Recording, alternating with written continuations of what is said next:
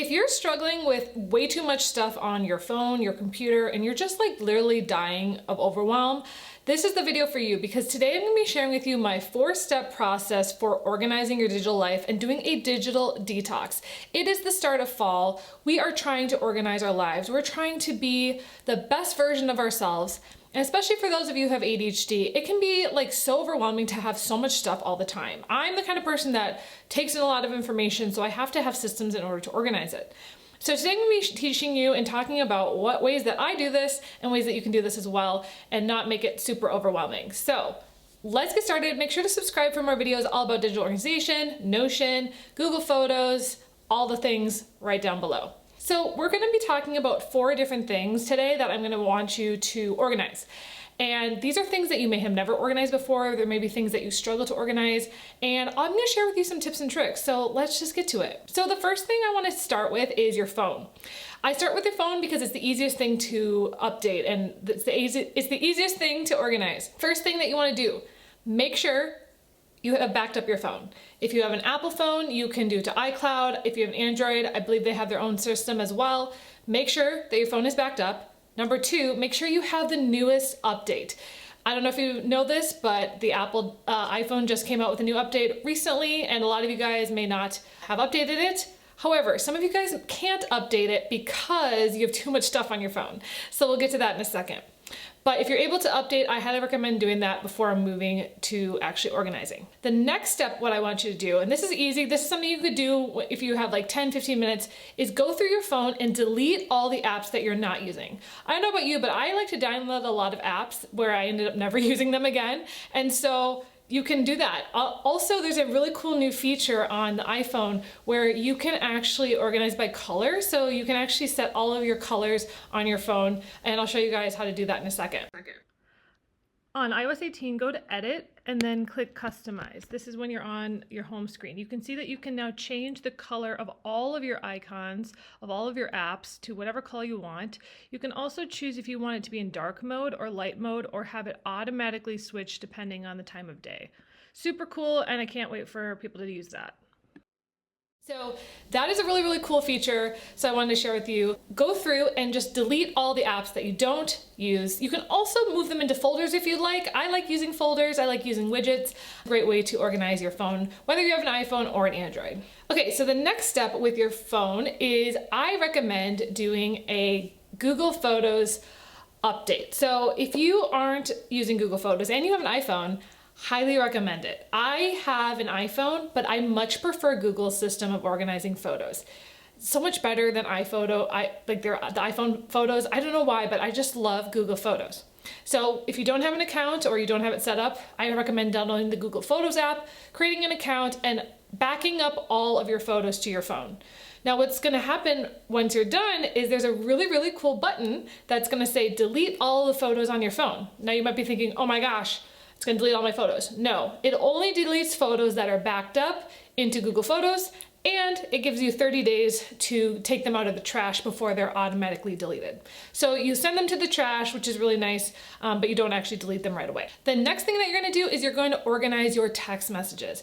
I don't know about you, but I get a lot of text messages that I actually set it up so that they delete every 30 days. Some people love to save text messages. I'm not that kind of person. I really don't care. I use texting really as a means to an end. So for me, I like to delete them every 30 days, but if you've been, given a photo or something, make sure to check all that. I personally, again, you do you. I like to have my messages delete themselves every 30 days. Another thing that I've recently done is I have actually changed all the contacts in my phone to just have a specific color with their name and their last name. So instead of having pictures for every person, I have it actually organized by color based on my 13 pillars. If you haven't learned about my 13 pillars, highly recommend watching this video where you'll learn all about how I organize everything into 13 different pillars as well as different colors. So for example, I would have someone in my family look like this, while a friend would look like this. So it's very, very helpful for me to know when I scroll through all my texts, what type of person I'm talking to. Okay, so moving on to stage 2, once you've organized your phone, we'll talk about photos and email in a second. Let's talk about your computer. So if you are a user of a computer, maybe you have one at home. I have a Mac. I've been using a Mac since I was 16 years old. I have a lot of stuff on my Mac. And actually, just about a month ago, I actually updated my computer to like a beta version of the new update, and it completely screwed up my computer, and I had to completely restart my computer. Like I had to completely reboot it.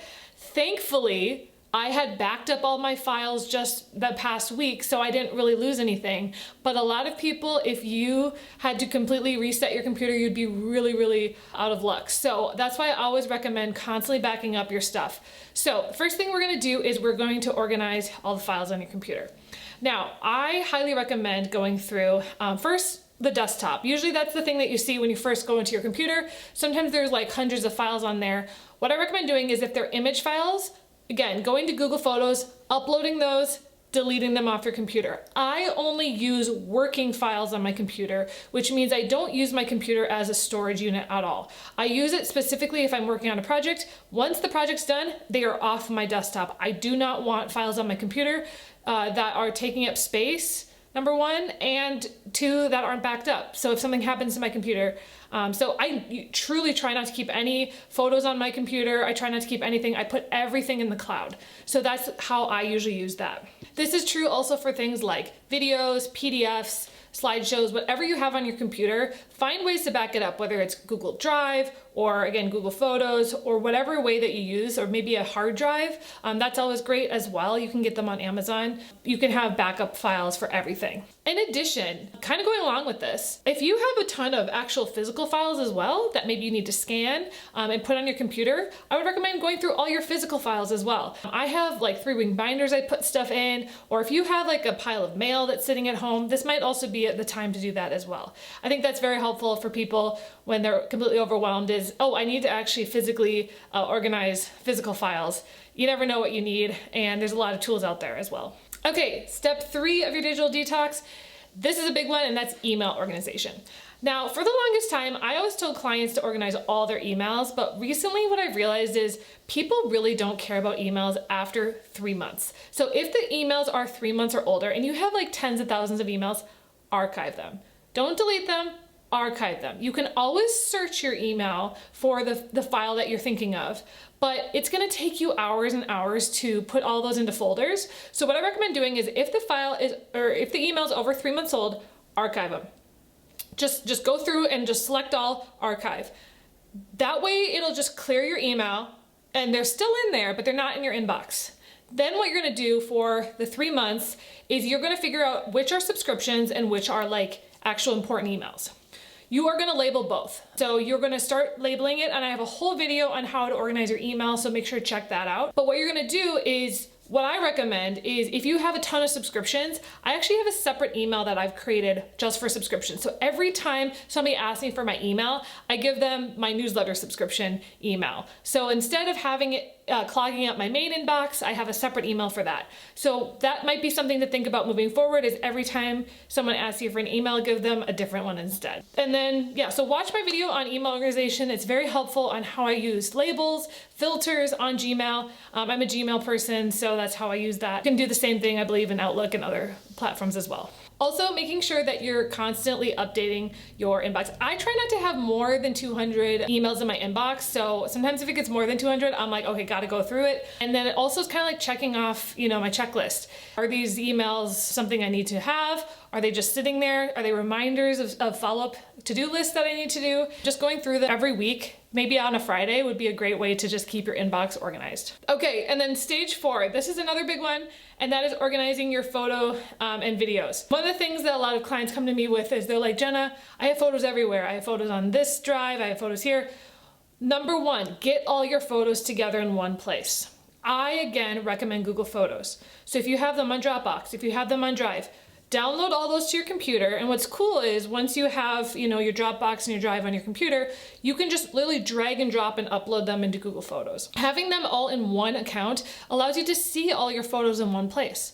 So if you have them all on your desktop, if you have them on your phone, you can use the Google Photos app. Getting them all into one system is truly like gonna take you, first of all, some time, but it's gonna make it so much easier for you to organize. Once you have all your photos uploaded and videos, I do both, then you could start creating albums, you can organize it by people, you can tag people. I have some videos on that, and I'll be doing some videos on that soon. But Google Photos, to me, the most important thing is just getting them all together in one app. Another thing that I recommend doing, I just did this the other day. I bought a photo scanner a couple of months ago. It was like maybe 200 bucks, so it was definitely an investment, but I have so many photos from my family and all that stuff that I've been uploading. So I spent a few hours, I uploaded maybe 500 photos in just an evening, and I got all of these great baby photos of me that are now living inside of my Google Photos, which is great. If I ever need them for like a social media post or, you know, whatever, I like to have these backed up. If something happened to my parents' house, it burned down, I don't know, I have these backed up in the cloud. So if you have a ton of actual physical photos, or if you have a ton of like VHS tapes, I also recommend getting those converted to digital. It's so worth it, you guys. Videotapes don't last forever. They actually decay over time, specifically VHS tapes. So you can go to places and get them converted, and I'd recommend asking for a digital file and not a DVD, because again, we don't really watch DVDs anymore. Ask for a digital file and then upload that into Google Photos. I actually have a full album of just all of my home videos from the 90s, and I share it with my brother and my parents. So it's a great way for them to be able to watch it as well. Stage 5 is the rest of it. I would recommend using other tools like Notion, or just if you need to organize PDFs, that's a great way to use that. If you just have a lot of text files like Microsoft Word or any spreadsheets, again, I use Notion for all that stuff. I have tons and tons of videos on that, so if you need help. And making sure that you're backing all that up as well into the cloud, whether it's Google Drive or Dropbox or even a hard drive would be a great place to put those. Final thoughts for your digital detox. Again, these are a lot of steps, but I recommend going in this order. It's really gonna help you not feel overwhelmed. And again, start with each step and don't move on to the next step until you finish the step before. Literally go through and just be like, okay, I'm doing my phone first, then I'm doing my, desktop, whatever order you want to do it. Highly recommend doing that. This detox could take weeks and or months, maybe even up to a year. Like, it's gonna take you a long time depending on how much free time you have, but it's totally worth it. You're gonna feel so much more organized. Your life is gonna be like, you're gonna have so much relief that like all this stuff is backed up. You won't feel stressed anymore about it. I feel like people have so much stress when it comes to their computers. It just overwhelms them to a point where they're just like, oh, I don't know what to do, and then they just close the laptop. I have seen this so much with a lot of my friends, and I have made it my mission to help people get organized, because this is so important, because we always clean our house, but we never clean our computers. Why? We never think about it. Not only will it help us, it'll help us mentally. It declutters not only our computer, but also our mind. From the, oh my gosh, where's that thing? What am I doing? I think having a decluttered computer gives you such a peace of mind.